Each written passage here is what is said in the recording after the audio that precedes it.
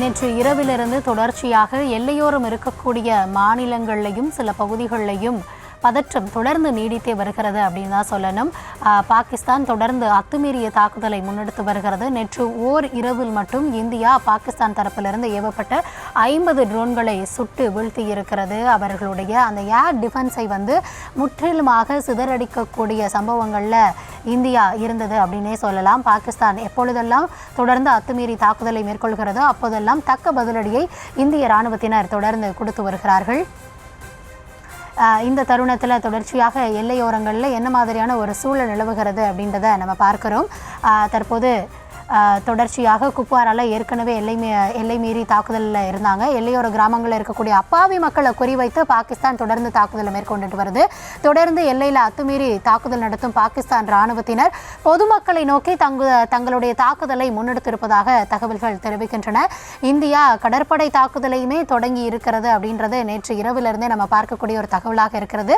தொடர்ந்து விவரங்களை வழங்கி கொண்டிருக்கிறார்கள் எம்முடைய செய்தியாளர்கள். இந்த தருணத்தில் இணைந்திருக்கிறார் எம்முடைய செய்தியாளர் வெங்கட்ரமணன்.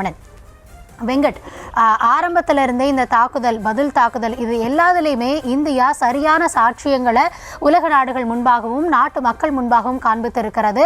இது எந்த விதத்திலும் பாகிஸ்தான் இராணுவத்திற்கோ அங்கு இருக்கக்கூடிய மக்களுக்கோ எதிரான தாக்குதல் கிடையாது, பயங்கரவாதத்திற்கு எதிரான தாக்குதல் அப்படின்ற ஸ்டாண்டில் நின்று தான் இன்னைக்கு வரைக்கும் இந்தியா தங்களுடைய தாக்குதலை முன்னெடுத்துட்டு இருக்கோம். ஆனால் பாகிஸ்தானை பொறுத்த வரைக்கும் தொடர்ச்சியாக பயங்கரவாத தாக்குதல், அத்துமீறிய தாக்குதல், பொதுமக்களை குறிவைத்து தாக்குதல், இப்படி தான் அவங்க தொடர்ச்சியாக அத்துமீறல்களில் ஈடுபட்டுட்டே இருக்காங்க. தற்போதும் சில தகவல்கள் நமக்கு வந்து கொண்டிருக்கிறது.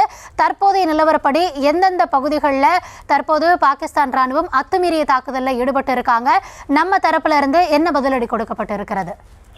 நிச்சயமாக கௌதம், நீங்கள் குறிப்பிட்டது போலவே ஆபரேஷன் சிந்தூருக்கு பிறகாக ஐநாவுடைய வெளிநாட்டு தூதர்களை அழைத்தும் அதே போல அமெரிக்கா உள்ளிட்ட ஒரு சில நாடுகளுடைய வெளியுறவுத்துறை அமைச்சர்களை அழைத்தும் ஆபரேஷன் சிந்தூர் குறித்து இந்தியா முறையாக விளக்கம் அளித்தது. அதன் பிறகாக ஆபரேஷன் சிந்தூர்ல என்ன மாதிரியான நடவடிக்கைகளை பயன்படுத்த, என்ன மாதிரியான எந்த செயல்முறையில நாங்கள் தாக்குதலை நடத்தணும், எதன் மூலியமாக தாக்குதல் நடத்தணும் என்பது குறித்து இந்தியாவுடைய வெளியுறவுத்துறை செயலாளர் விக்ரம் மிஸ்ரியும் செய்தியாளர்கள் சந்திப்புல தெரிவித்தார். அதுல பாகிஸ்தான் தொடர்ச்சியாக பாகிஸ்தான் ஆபரேஷன் சிந்தூர் சமயத்துல பாகிஸ்தான் மீது இருக்கக்கூடிய பொதுமக்கள் மீதும் வழிபாட்டு தலங்கள் மீதும் இந்திய தாக்குதல் நடத்தியதாக பொய் பிரச்சாரங்களை கூறி வருவது அப்படின்னு சொல்லி இந்தியா ஏற்கனவே அதற்கான விளக்கமும் கொடுத்திருக்கிறது. அதே பாகிஸ்தான் தொடர்ந்து இந்த ஆபரேஷன் சிந்தூர் சமயத்துல இந்திய தாக்குதல் நடத்திய போது பொதுமக்கள் மீதும் பாகிஸ்தான்ல இருக்கக்கூடிய மத வழிபாட்டு தலங்கள் மீதும் தாக்குதல் நடத்தியதாக ஒரு பொய்யான பிரச்சாரத்தை பாகிஸ்தான் தொடர்ந்து முன்வைத்தது. அதற்கு மத்திய அரசும் விளக்கம் அளித்தது. தொடர்ச்சியாகவே நேற்றைய தினமே இந்த பாகிஸ்தான் பயங்கரவாதிகளுக்கு இருக்கக்கூடிய தொடர்பை இந்தியா உலகத்திற்கே அம்பலப்படுத்தி இருக்கிறது. குறிப்பா மசூர் அசார் உள்ளிட்ட ஏராளமான பயங்கரவாதிகளுக்கு பாகிஸ்தான் தஞ்சம் கொடுத்திருக்கிறது. அதே போல இந்தியாவால் கொல்லப்பட்ட நபர்களுக்கு பாகிஸ்தான் ராணுவ மரியாதை என்பது கொடுத்தது. இறுதி சடங்குல பாகிஸ்தானுடைய ராணுவ அதிகாரிகள் பங்கேற்றிருந்தனர். இந்தியாவால் கொல்லப்பட்ட அனைவருமே பயங்கரவாதிகள். பொதுமக்களோ பாகிஸ்தானில் இருக்கக்கூடிய மத வழிபாட்டு தலங்கள் மீதும் தாக்குதல் நடத்தப்படவில்லை என வெளியுறவுத்துறை செயலாளர் விக்ரம் மிஸ்ரி தெரிவித்திருந்தார். ஆனாலும் கூட தொடர்ந்து பொய் பரப்புகளையும் பொய் பிரச்சாரங்களையும் பாகிஸ்தான் தொடர்ந்து முன்னெடுத்துக் கொண்டே வருகிறது.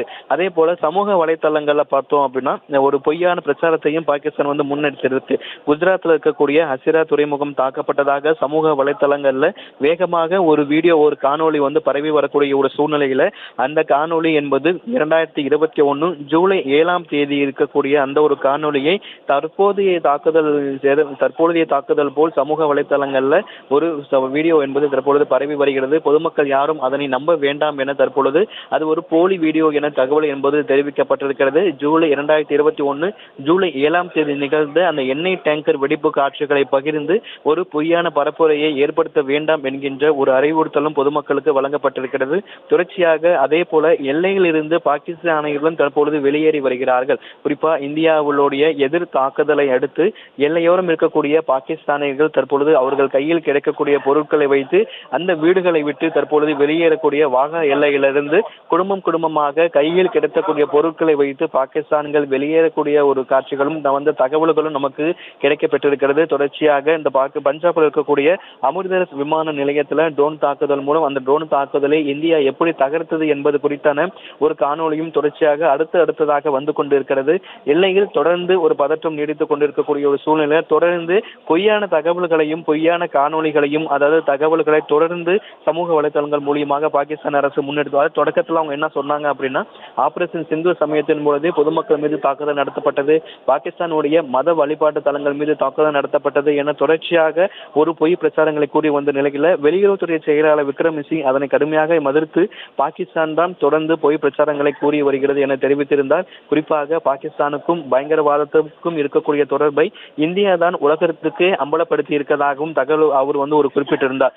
அந்த புகைப்பட ஆதாரத்தோடு அவர் குறிப்பிட்டிருந்தார். அதாவது இந்த ஆபரேஷன் சிந்தூர் சமயத்தில் உயிரிழந்த நபர்களுக்கு இறுதி சடங்குல பாகிஸ்தானுடைய ராணுவ அதிகாரிகள் பங்கேற்றதான்னு சொல்லி அந்த புகைப்படத்தோடு வெளியுறவுத்துறை செயலாளர் விக்ரம் மிஸ்ரி அந்த புகைப்பட ஆதாரத்தோடு அவர் காமித்திருந்தார். தொடர்ச்சியாக இப்படி பாகிஸ்தான் பல்வேறு பொய் காணொலி மூலியமாகவோ பல்வேறு ஊடக தளங்கள் மூலியமாகவோ தொடர்ந்து பல்வேறு பொய் பிரச்சாரங்களில் ஈடுபட்டுக் கொண்டிருக்கக்கூடிய சூழ்நிலையில அதனை யாரும் நம்ப வேண்டாம் அப்படிங்கிற ஒரு தகவலையும் பொதுமக்களுக்கு இந்திய ராணுவம் கேட்டுக்கொண்டிருக்கிறார்கள். எல்லையில தொடர்ந்து இது அந்த எல்லையை ஒட்டி இருக்கக்கூடிய பகுதிகள், ஏன்னா பாகிஸ்தான் இந்தியா மீது ஒருத்த குற்றச்சாட்டு என்ன அப்படின்னா, பாகிஸ்தான்ல இருக்கக்கூடிய பொதுமக்களை தாக்கியது, பாகிஸ்தான்ல இருக்கக்கூடிய மத வழிபாட்டு தலங்கள்ல இந்தியா தாக்குதல் நடத்துதுன்னா பாகிஸ்தான் இந்தியா மீது ஒரு பொய்யான குற்றச்சாட்டை முன் வச்சது. ஆனா பாகிஸ்தான் தான் நேற்று இரவு பாரமுல்லா பகுதி என்பது இந்தியாவுடைய ஜம்மு அண்ட் காஷ்மீர்ல எல்லைக்கோட்டு பகுதி அருகே இருக்கக்கூடிய அந்த பாரமுல்லா பகுதியில பொதுமக்கள் வசிக்கக்கூடிய பகுதிக்கு அருகே பாகிஸ்தான் நேற்று இரவு தாக்குதலை நடத்தி இருக்கிறது.